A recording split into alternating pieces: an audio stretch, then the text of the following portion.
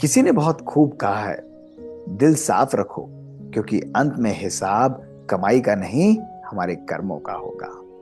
ओम शांति दोस्तों, नमस्कार। दोस्तों, बहुत समय पुरानी बात है कि एक राजा बहुत बड़े राज्य पर राज करता था। वो बूढ़ा हो चला था। दोस्तों, उसका मन में था कि वो संन्यास ले, और उसकी 3 रानियां थी। वो सबको बहुत स्नेह करता था, लेकिन उनमें से पहली 2 को वो बहुत अधिक स्नेह करता था। दोस्तों, उसने सोचा कि अब मैं इस दरबार से, इस राज्य से जाने का मन बना ही चुका हूं, तो क्यों नहीं अपनी रानियों से पूछूं कि उनमें से कोई रानी मेरे साथ चलना चाहेगी। मैं वन में विहार करना चाहता हूँ, वन में रहना चाहता हूँ, वहीं पर आश्रम में रहना चाहता हूँ, तो कोई ना कोई तो मेरे साथ चले। और दोस्तों, जो रानी सबसे ज्यादा प्रिय थी वो उसके पास गया। उसने कहा, देखिए, मैंने आपके लिए बहुत कुछ किया है, मैं सबसे ज्यादा स्नेह आपको करता हूँ, तो मैं आपसे केवल ये पूछना चाहता हूँ कि जब मैं इस राज्य से जाऊंगा तो क्या आप मेरे साथ चलेंगी। तो रानी ने तुरंत कहा कि देखिए महाराज, जब तक आप यहाँ पर हैं मैं आपके साथ सदा हूँ, मैं बहुत स्नेह आपसे करती हूँ, लेकिन जब आप यहाँ से वन में जाएंगे तो ये मेरे लिए संभव नहीं कि मैं आपके साथ चलूंगी। मैं अपना बाकी बचा हुआ जीवन इसी राजमहल में ही काटना चाहूंगी। राजा उनका उत्तर सुनकर बहुत डिसअपॉइंट हुआ दोस्तों, और वहां से निकलकर वो सीधे अपनी दूसरी रानी के पास पहुंचा। दूसरी रानी से बात करी और अपने मन की बात उन्होंने रखी कि क्या आप मेरे साथ वन में चलना चाहेंगी। तो उस रानी ने बहुत मुस्कुराते हुए कहा कि देखिए महाराज, आप मुझे बहुत प्रिय हैं। मैं आपको वायदा करती हूँ कि जब आप यहाँ से जाएंगी तो मैं आपको उस आश्रम तक छोड़कर आ जाऊंगी, लेकिन उस आश्रम में रहना आपको अकेले पड़ेगा। मेरा मन वहां पर रहने का नहीं है, मैं वापस आकर इसी राजमहल में ही रहूंगी। दोस्तों, राजा बहुत दुखी हुआ और बड़े निराशा से वो अपनी तीसरी रानी के पास पहुंचा। इनके पास वो कभी कभी जाता था।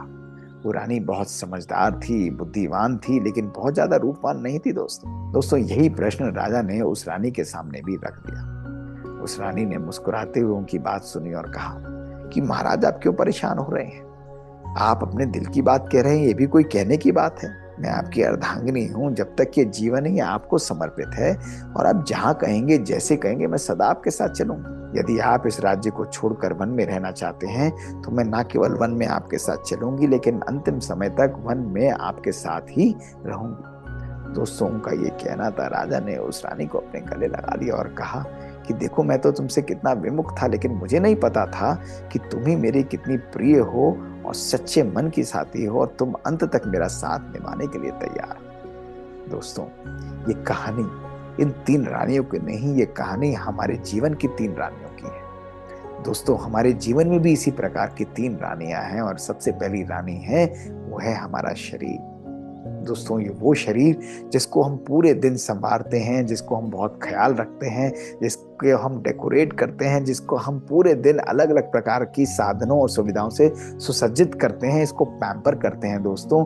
लेकिन जिस दिन हम इस शरीर को छोड़कर इस दुनिया से जाते हैं दोस्तों, तो सबसे पहले हमारा शरीर ही हमारी आत्मा से अलग हो जाता है, और वो हमारे साथ कहीं नहीं जाता दोस्तों। उसको जला दिया जाता है, उसको दफना दिया जाता है। आत्मा को अपनी यात्रा अकेले ही करनी पड़ती है।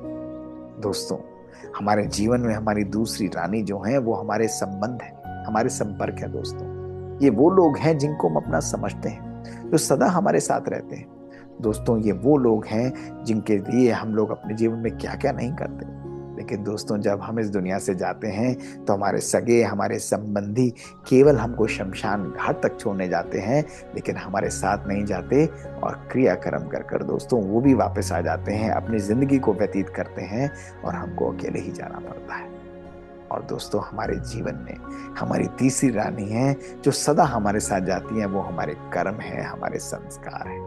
दोस्तों, हमारे कर्म, हमारे संस्कार जो हमारी हैबिट्स के द्वारा बनते हैं, हमारी सोच के द्वारा बनते हैं दोस्तों, इस दुनिया से हम जाते हैं तो केवल और केवल अपने कर्म लेकर जाते हैं, केवल और केवल अपने संस्कार लेकर जाते हैं। जब इस दुनिया से जाते हैं दोस्तों, तो लोग हमको हमारी धन, हमारी दौलत, हमारी सुविधाओं, हमारे रूप के अनुसार याद नहीं करते, लेकिन केवल और केवल हमारे कर्मों के द्वारा ही व्यक्ति हमको याद करता है, उसको स्मरण किया जाता है दोस्तों।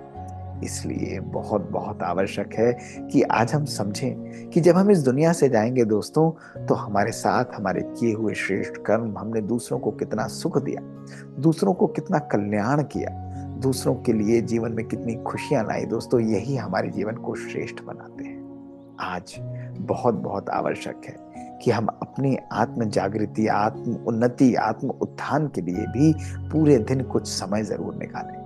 जितना समय हम अपने शरीर को देते हैं दोस्तों, उतना ही समय दो अगर हम अपनी आत्मा को सुंदर बनाने के लिए दें, तो हमारी सोच, बोल और कर्म भी श्रेष्ठ बन जाएंगे और जीवन में कितनी कितनी आत्माओं को हमसे सुख, शांति और आनंद की अनुभूति होगी। उनकी दुआएं दोस्तों और हमारे किए हुए कर्म का खजाना ही सदा हमारे साथ जाता है, जो हमारी संपत्ति के अनुसार हमारी आत्मा के साथ सदा सदा जुड़कर रहता है।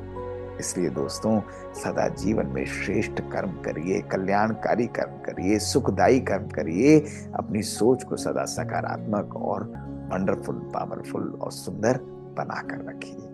शुक्रिया दोस्तों। ओम शांति।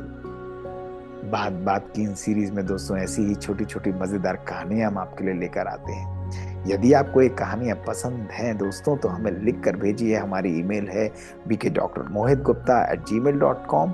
और यदि आपके पास कुछ कहानियां हैं तो जरूर हमारे साथ शेयर करिए इसी ईमेल पर। शुक्रिया दोस्तों। ओम शांति।